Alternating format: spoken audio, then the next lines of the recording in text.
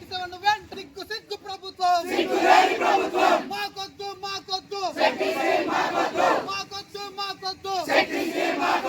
వస్తారా బయటికి రఘుపతిని వెంటనే సస్పెండ్ చేయాలి సిఐ రఘుపతి రెడ్డిని వెంటనే సిగ్గు పాలిటెక్నిక్ విద్యార్థుల పట్ల దురుసు ప్రవర్తన సిగ్గు పాలిటెక్నిక్ విద్యార్థుల పట్ల సిఐ దురుసు ప్రవర్తన సిగ్గు ప్రభుత్వం సిగ్గు ప్రభుత్వం వస్తారా బయటికి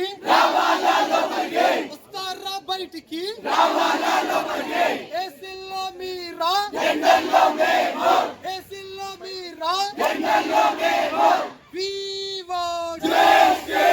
మాకొద్దు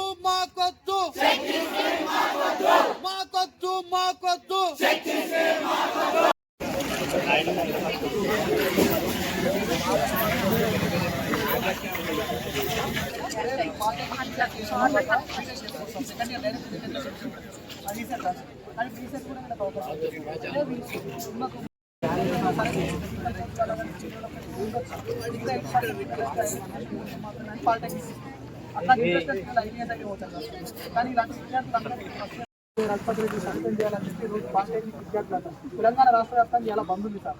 కానీ మాకు అవైలబుల్లో మీరు ఉన్నారు కాబట్టి మీలాంటి వాళ్ళకు అంటే గవర్నమెంట్ అధికారులకు మా సమస్యలు చెప్పుకోవడం వల్ల సమస్య తీవ్రత కొంచెం తగ్గే అవకాశం ఉంటుంది కాబట్టి దానికోసం వస్తాం సార్.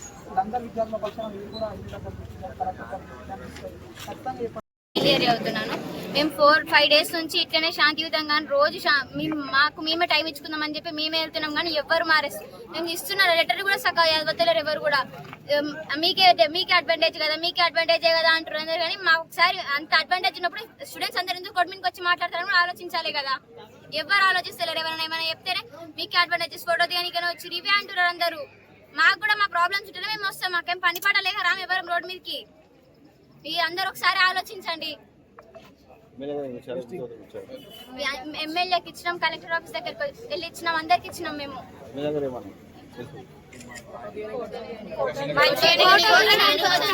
ఫోటో దిగడానికి వచ్చే స్టూడెంట్స్ ని కాలేజ్లలో చదువుకోవడానికి వెళ్తాము. రోడ్ మీద ఫోటోలు దిగడానికి మాకు అవసరం. మేమేం షో ఆఫ్ చేసుకోం కదా. ఇది ప్రాబ్లం ఉండే కదా మేము రోడ్ మీదకి వస్తున్నాం. మమ్మల్ని ఎవరు రెస్పాన్స్ ఎన్ని రోజులు అవుతుంది ఇది జరగబట్టి ఒక్కరైనా రెస్పాన్స్ అవుతున్నారా? కలెక్టర్ గారు మేము చూసి చెప్తామని చెప్పారు సార్. ఈ స్కిల్ ఒకవేళ వస్తే మాకు 3-4 ఇయర్స్ లాస్ అవుతుంది. డిప్లొమా సర్టిఫికేట్ మాకు పనికి రాదు. మేము లాటరల్స్కి వెళ్ళలేము.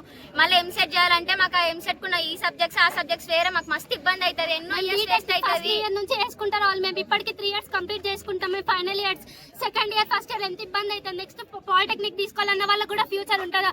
పాలిటెక్నిక్ తీసుకుంటే ఇంజనీర్లు అవుతారన్న థాట్ తోనే వస్తాం. మేము ఇక్కడ వస్తే మమ్మల్ని లేబర్ చేయాలని ఎవరైనా అనుకుంటారా? లేబర్లు కావాలని ఎవరైనా అనుకుంటారా? స్టూడెంట్స్ ఎవరైనా లేబర్లు కావాలని అనుకోరు కదా.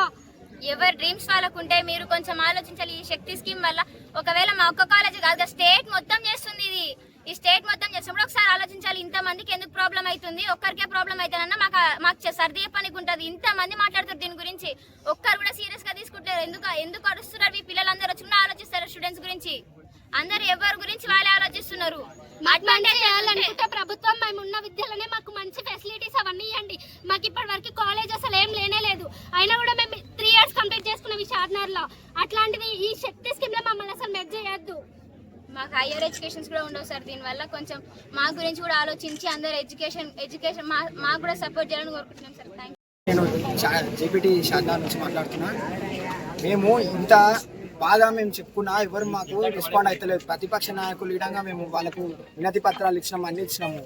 మేము ఎవరికి చెప్పినా ఎవరు రెస్పాండ్ లేదు. 2-3 రోజులు సార్లు ఏంది మా ఇంత బాధ. మేము రోడ్ల మీదకి ఎందుకు వస్తాం? బాధ ఉంటే అంత బాధ అంత మాకు మంచిగా అయితే రోడ్ల మీదకి వచ్చే అవసరం అయితే మాకు లేదు కదా. అండ్ సిఐ రఘుపతి రెడ్డి వాళ్ళ పిల్లలని అయితే అట్లా గొంతు పట్టి విసుకుతాడా? ఒక క్వశ్చన్. కమిషనర్ మేడం ఎట్లా పర్మిషన్ ఇచ్చింది యాక్షన్ తీసుకోనికి?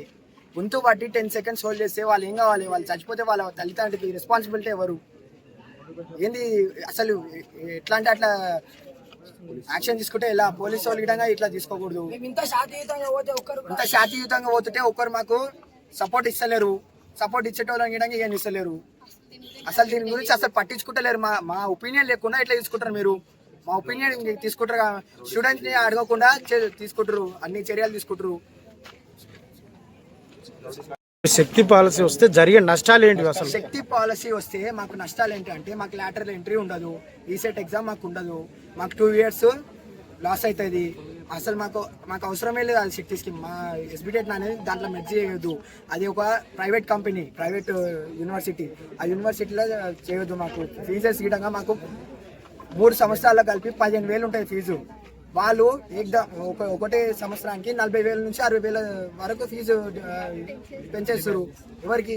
మేము చిన్న మధ్య తరగతి నుంచి ఈ కాలేజ్ చదువుకోవాలి, మేము చేయాలి, మేము సబ్ ఇంజనీర్స్ కావాలి, మాకు వైట్ కలర్ జాబ్స్ రావాలని వస్తాం. మేము ఆ వైట్ కలర్ జాబ్ చేసేసి ఐటీ వాళ్ళతో మెర్జ్ చేస్తే మేము అసలు వాళ్ళకు 80% వర్క్ ఉంటుంది, 20% థియరీ ఉంటుంది.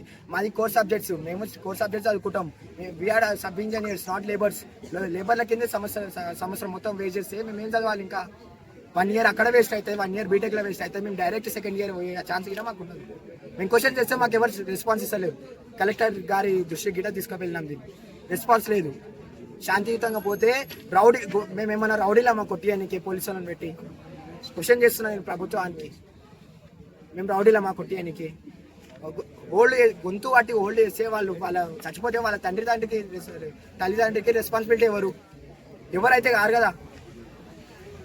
దీని మీద చర్య తీసుకోవాలన్నా యాక్షన్ తీసుకోవాలా? నా పేరు శ్రీకాంత్, ఎస్ఎఫ్ఐ రంగారెడ్డి జిల్లా ఉపాధ్యక్షుని.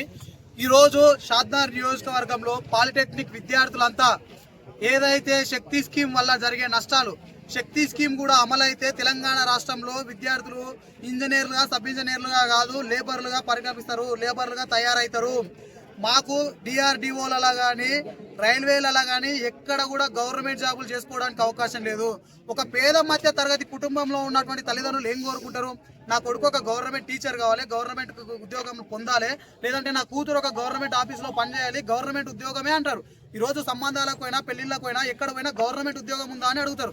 అలాంటి గవర్నమెంట్ ఏ ఉద్యోగానికైనా మా విద్యార్థులు అనర్హులు ఆ స్కీమ్ వల్ల. కాబట్టి శక్తి స్కీమ్ను రద్దు చేయాలని చెప్పి షాద్నగర్లో ఉన్నటువంటి ఎంఆర్ఓ గారికి వినతి పత్రాలు ఇచ్చాం, రంగారెడ్డి జిల్లాలో ఉన్నటువంటి కలెక్టర్ గారికి వినతి పత్రాలు అందించారు, స్థానిక ఎమ్మెల్యే గారికి కూడా వినతి పత్రాలు ఇచ్చారు. కానీ దీనిపైన వాళ్ళు ఎటువంటి స్పందన లేకుండా నిమ్మకు నీరెత్తిన విధంగా కనబడతా ఉన్నారు. మేము ఒకటే అడగాలనుకుంటున్నాం, మా విద్యార్థుల ఓపికను కూడా మీరు పరీక్షిస్తే దాని తర్వాత పరిణామాలు చాలా తీవ్రంగా ఉంటాయి. విద్యార్థులు ఏదో చెప్పినట్టు వింటున్నారు. మేము వాళ్ళని విద్యార్థి సంఘాలుగా మేము వాళ్ళను వద్దు చెల్లెమ్మ శాంతియుతంగా, వద్దు తమ్ముడు శాంతియుత పోరాటాలే ముద్ద అని చెప్తా ఉన్నాం. కానీ ఇప్పటికీ కూడా మీరు రెస్పాండ్ కాకపోతే, విద్యార్థుల పక్షాన మాట్లాడకపోతే స్థానికంగా ఉన్న ఎమ్మెల్యే గారికి చెప్తా ఉన్నాం, అదే కలెక్టర్ గారికి చెప్తా ఉన్నాం. ఆర్డీఓ ఆఫీసులు, కలెక్టర్ ఆఫీసులు, మీ క్యాంప్ ఆఫీసులు కూడా ముట్టడించడానికి విద్యార్థులు సిద్ధంగా ఉన్నారు. ఇప్పుడే రావడానికి సిద్ధంగా ఉన్నారు. కానీ శాంతియుత పోరాటం వల్లనే ఏ విజయమైనా సాధించుకోగలుగుతామని చెప్పి మేము తెలియజేస్తా ఉన్నాం.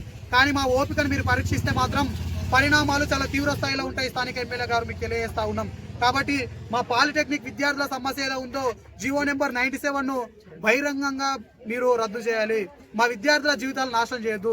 ఏదైతే ఫస్ట్ ఇయర్, సెకండ్ ఇయర్ విద్యార్థులు ఉన్నారో వాళ్ళకి స్టార్టింగ్ స్టేజ్లో తెలియదు మీరు జీవో తీసుకొస్తారని. కానీ ఈ రోజు పాలిటెక్నిక్ విద్యార్థులు అంటే వాళ్ళు ఐటీఐ కాదు, దీనికి సపరేట్గా సబ్ ఇంజనీర్లు కావాలని చెప్పి విద్యార్థులు పాలిటెక్నిక్ విద్యను అపేక్షించడానికి వచ్చారు. కానీ వచ్చినటువంటి విద్యార్థులను మీరు మధ్యలోనే వాళ్ళ గొంతులు విసికి లేబర్ లేక మారుస్తా అనడం ఎంతవరకు కరెక్ట్?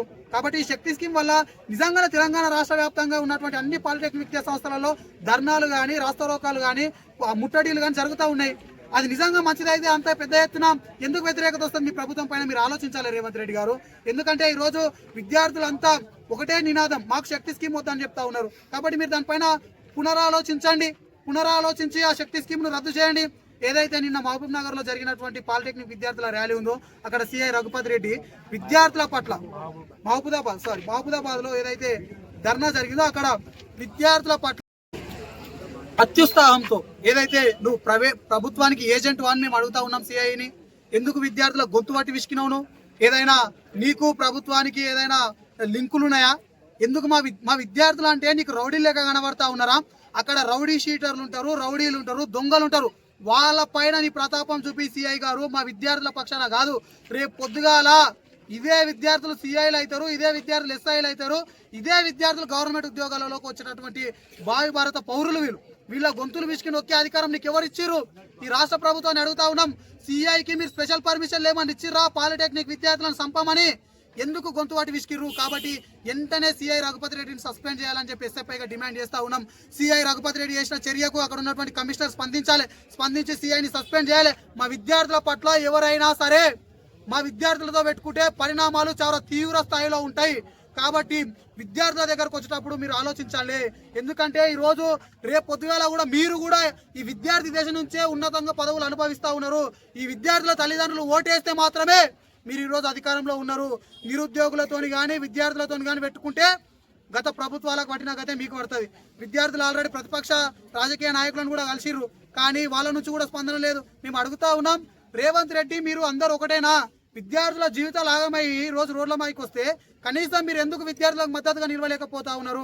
కాబట్టి దీని ప్రతిపక్షంలో ఉన్నటువంటి నాయకులు కూడా ఆలోచించాలి. విద్యార్థులకు సమస్య ఉంది, ఖచ్చితంగా మనం అందరం కలిసి పోరాడాలి.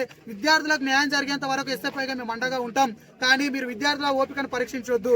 ఏదైతే ఈ రోజు చేస్తున్నటువంటి పోరాటం ఉందో ఈ పోరాటానికి ప్రభుత్వం కూడా స్పందించి విద్యార్థులకు జీవో నెంబర్ 97 రద్దు చేయాలి. అలాగే షాద్నగర్ లో ఉన్నటువంటి ఎమ్మెల్యే గారు కూడా విద్యార్థుల పట్ల మాట్లాడిన మాటలు కూడా సమంజసం కాదు, కాబట్టి ఆ మాటలను కూడా వెనక్కి తీసుకోవాలని చెప్పి భారత విద్యార్థి ఫెడరేషన్ ఎస్ఎఫ్ఐగా కోరడం జరుగుతూ ఉంది.